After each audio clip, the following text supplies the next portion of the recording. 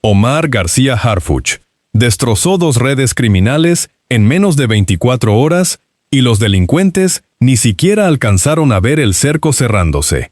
Media tonelada de marihuana guardada en bolsas de basura negras. Un asesino con orden de aprehensión por homicidio caminando entre los puestos de un tianguis del centro histórico como si llevara un año siendo intocable. Porque así era exactamente. Y si crees que eso es todo lo que hay en esta historia, suscríbete a este espacio ahora mismo, porque lo que viene desmonta todo lo que los noticieros te contaron en 2 líneas de nota policíaca. Porque hay algo que se pierde cuando la prensa reduce estos operativos a cifras sueltas y nombres en una lista. Detrás de cada kilo decomisado y de cada detenido, hay meses de trabajo acumulado en silencio, patrones construidos dato por dato, carpetas que mantuvieron viva una orden de aprehensión durante más de un año, mientras el propio asesino seguía operando en el mismo territorio donde mató. Harfuch coordinó 5 instituciones al mismo tiempo, en 2 puntos distintos de la ciudad, contra 2 objetivos que esa mañana se despertaron convencidos de que eran invisibles. Lo que encontraron adentro de esos 2 operativos apunta hacia algo mucho más grande de lo que nadie ha dicho en voz alta. Para entender por qué esos 2 operativos cambian el tablero de seguridad de esta ciudad, hay que entrar a los 2 mundos que existían antes de que llegaran los equipos de la Secretaría de Seguridad Ciudadana. El primero estaba en la alcaldía Gustavo A. Madero, en una calle que no aparece en ningún titular, un predio sobre la calle Norte 60. Fachada gris, puerta metálica, sin ningún movimiento que llamara la atención a las 3 de la tarde. Desde afuera, era una vecindad más entre las decenas que salpican ese corredor del norte de la ciudad. Adentro, en una habitación del fondo con ventana al patio trasero, alguien había apilado bolsa sobre bolsa hasta llenar el cuarto con media tonelada de marihuana. El sujeto que operaba ese predio respondía al alias Sinaloa, y ese alias no era discreción, era una declaración pública de filiación con el corredor de distribución que baja desde el noroccidente del país. Y si eso ya te parece absurdo, suscríbete a este espacio, porque lo que viene es peor, mucho peor. Lo que resulta más revelador de esa bodega improvisada en la GAM no es el volumen, aunque el volumen por sí solo ya es brutal. Es el método de empaque. Bolsas de plástico negras y grises, atadas con nudos simples, del tipo que cualquier persona saca a la banqueta un martes por la noche. Sin etiquetas, sin marcas, sin ningún sistema de codificación visible. Ese detalle dice algo muy preciso sobre quién operaba ese predio. Dice que la cantidad era tan ordinaria para ellos, tan parte de la rutina diaria, que ni siquiera merecía un escondite sofisticado ni un sistema de registro formal. La invisibilidad más efectiva a veces tiene exactamente el aspecto de lo más mundano que existe. Y los 500 kilogramos no eran una acumulación excepcional ni el resultado de meses de reserva estratégica. Eran el inventario normal de un nodo que ya había movido esa misma cantidad antes, que la movía con regularidad y que esperaba seguir moviéndola sin que nadie llamara a la puerta del fondo. Esa rutina fue exactamente su primer error y el más costoso de todos. Quien lleva demasiado tiempo sintiéndose invencible deja de esconderse. Pero debajo de las bolsas, los peritos encontraron algo que media tonelada de marihuana no puede comprar y que ningún titular ha mencionado con el peso que merece. Documentos. Registros manuscritos con cantidades, fechas y referencias a puntos de entrega. Iniciales, apodos, referencias en clave que los analistas de la Fiscalía General de Justicia comenzaron a cruzar de inmediato con carpetas de investigación abiertas en al menos 3 alcaldías de la ciudad. Esos papeles no brillaban, no tenían valor en la báscula, no ocupaban espacio visual en la escena del cateo, pero contenían la arquitectura real de la red. Las rutas, los eslabones, los puntos exactos donde la droga dejaba de ser carga y empezaba a hacer negocio en la calle. Y el alias Sinaloa del operador detenido No era un apodo casual de barrio. Era el punto de conexión documentado entre ese nodo de la GAM y una estructura que abastece desde el corredor del noroccidente del país. Eso significa que los 500 kilogramos no empezaban ni terminaban en esa habitación del fondo. Y si quieres seguir de cerca cómo se desenmadeja esa arquitectura, como bien lo sabes, este espacio lo va a ir contando pieza por pieza. Suscríbete para no perderte lo que sigue. El segundo mundo estaba a 12 kilómetros al sur, en pleno corazón del centro histórico. Pero para entenderlo, hay que retroceder al 24 de mayo del año 2024, al cruce de las calles Caridad y González Ortega, en la alcaldía Cuauhtémoc. Ese día, un comerciante llamado Jorge Jonathan cayó muerto en plena vía pública. La razón, según la carpeta de investigación, fue una discusión sobre el cobro de cuotas por el ingreso de cigarrillos ilegales al barrio.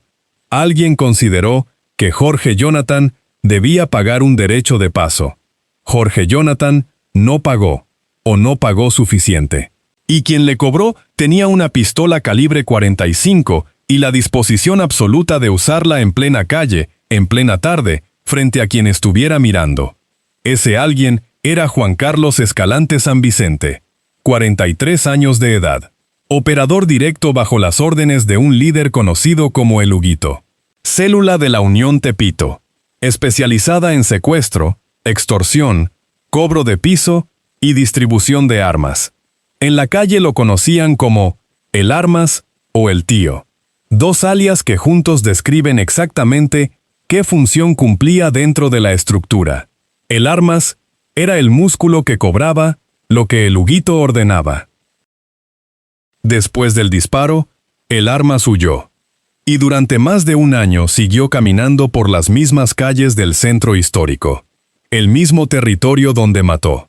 La misma rutina. Los mismos puntos de cobro de piso. Como si asesinar a un comerciante en una tarde de mayo fuera ya un asunto archivado, resuelto por el simple hecho de que nadie lo había tocado en 365 días. Hay que detenerse aquí un momento y nombrar lo que esto realmente es. Porque el Armas tomó una decisión activa cuando eligió quedarse. No desapareció de zona, no cambió de ciudad, no se escondió. Calculó que la orden de aprehensión era papel muerto, que en ese territorio, bajo la protección de la célula del Huguito, ningún agente lo iba a alcanzar. Y durante un año ese cálculo pareció completamente correcto. Nadie llegó, nadie lo tocó, nadie interrumpió su rutina. Lo que el Armas estaba aprendiendo, lección tras lección, semana tras semana, era que la impunidad prolongada no hace cauteloso a quien la disfruta. Lo convierte en descuidado, lo convierte en predecible. Y la predictibilidad, mis amigos, es la única moneda que en este negocio no tiene precio porque cuando la entregas, no puedes recuperarla. Porque mientras el Armas mantenía su rutina con la confianza de quien siente el territorio propio, los analistas de la Subsecretaría de Inteligencia e Investigación Policial estaban catalogando exactamente esa rutina. Cada aparición documentada en el mismo punto, a la misma hora aproximada, con los mismos movimientos de siempre, se convertía en un dato más dentro de un patrón de geolocalización que los equipos actualizaban semana a semana, mes a mes.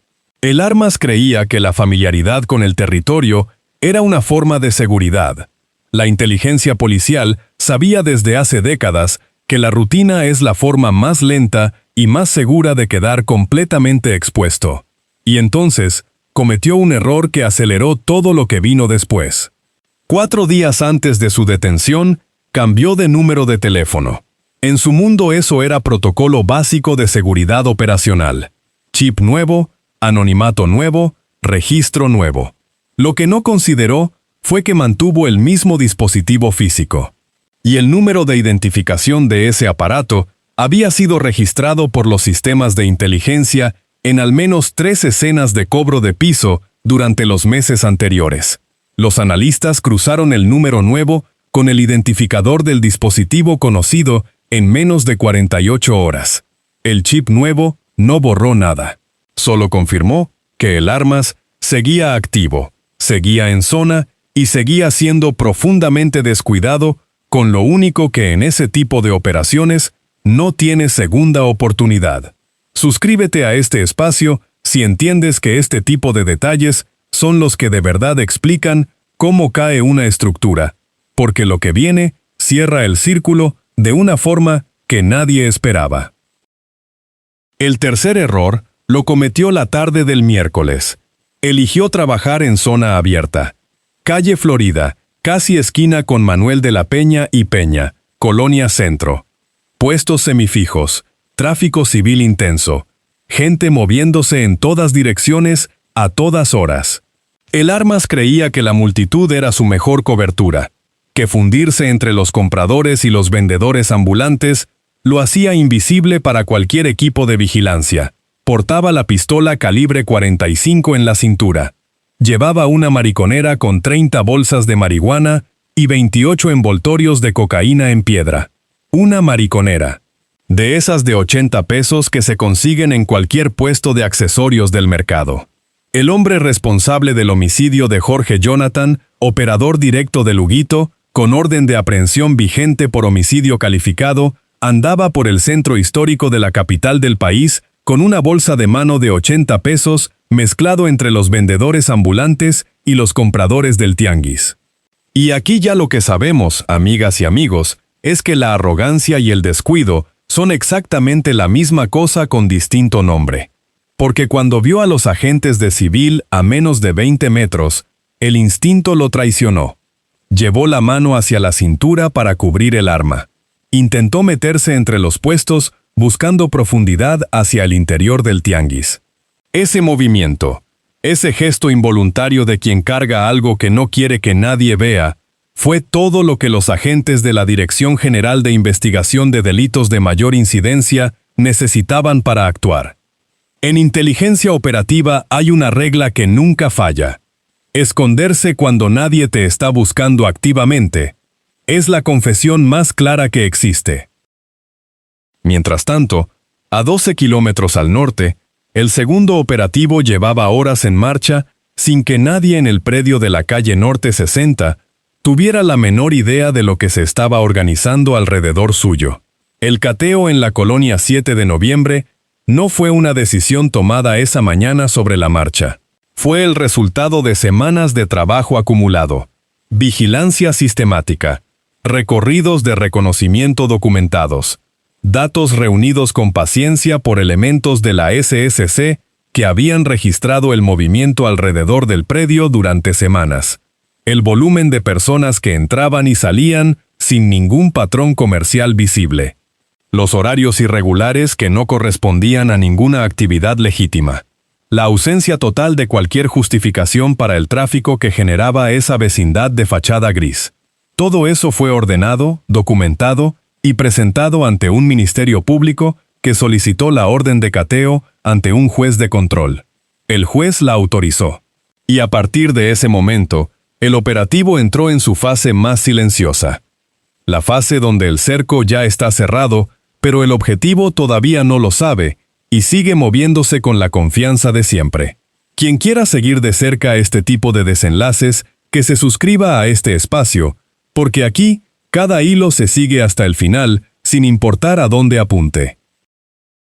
Elementos de la SSC, la Fiscalía General de Justicia de la Ciudad de México, la Secretaría de la Defensa Nacional, la Secretaría de Marina y la Guardia Nacional comenzaron a converger sobre la alcaldía Gustavo A. Madero en silencio absoluto, sin sirenas, sin luces encendidas, sin ninguna señal que pudiera filtrarse hacia el interior del predio y alertar a quien estuviera adentro.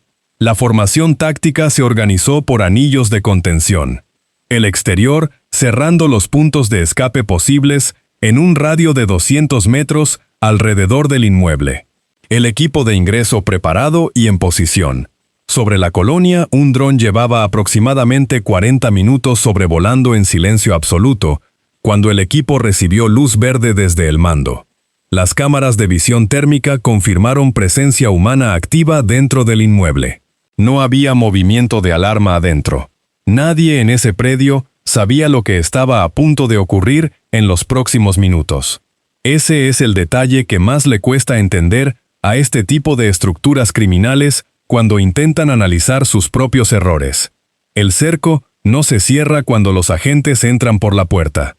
El cerco ya está cerrado antes, cuando los equipos están en posición y el objetivo todavía cree que es un miércoles normal como todos los anteriores. 5 instituciones coordinadas. En silencio y adentro, nadie movió un solo músculo de alarma. El ingreso comenzó a las 14 horas con 22 minutos. Los primeros 4 minutos fueron de precisión absoluta y movimiento controlado. El equipo entró en formación lineal, asegurando cada espacio antes de avanzar al siguiente, sin disparos, sin resistencia activa. La persona que se encontraba dentro no tuvo tiempo material de reaccionar antes de que los elementos ya tuvieran controlado el acceso principal, el patio interior y el corredor que conectaba con las habitaciones del fondo. Los siguientes minutos fueron de registro sistemático y documentado. Habitación por habitación. La primera estaba vacía. La segunda tenía muebles básicos y ropa. La tercera, la del fondo, fue donde el registro se detuvo por completo. En el suelo, apiladas hasta llegar casi a la altura de la cintura, había decenas de bolsas de plástico negras y grises, del tipo que cualquier vecino reconocería como bolsas de basura ordinarias. El olor era denso, inmediato, imposible de ignorar en ese espacio cerrado. Los agentes documentaron la escena completa antes de tocar nada. Fotografías, video, registro exacto de posición. Solo entonces comenzaron el conteo metódico. 100 kilogramos, 200, 300, 400. 500 kilogramos de marihuana en bolsas de basura ordinarias en una habitación que desde afuera no era absolutamente nada. Parte operativo a las 14 horas con 42 minutos. Inmueble asegurado, sustancia bajo resguardo del Ministerio Público, sin enfrentamientos, sin bajas. Y a 12 kilómetros de distancia, al mismo tiempo, el segundo brazo del operativo llegaba a su propio punto de cierre en el tianguis de la calle Florida. 2 frentes, un solo movimiento, 2 redes que no lo vieron venir.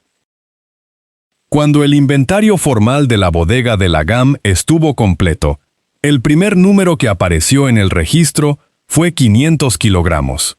Pero esa cifra necesita una dimensión que los noticieros no le dan cuando la reducen a una línea de nota.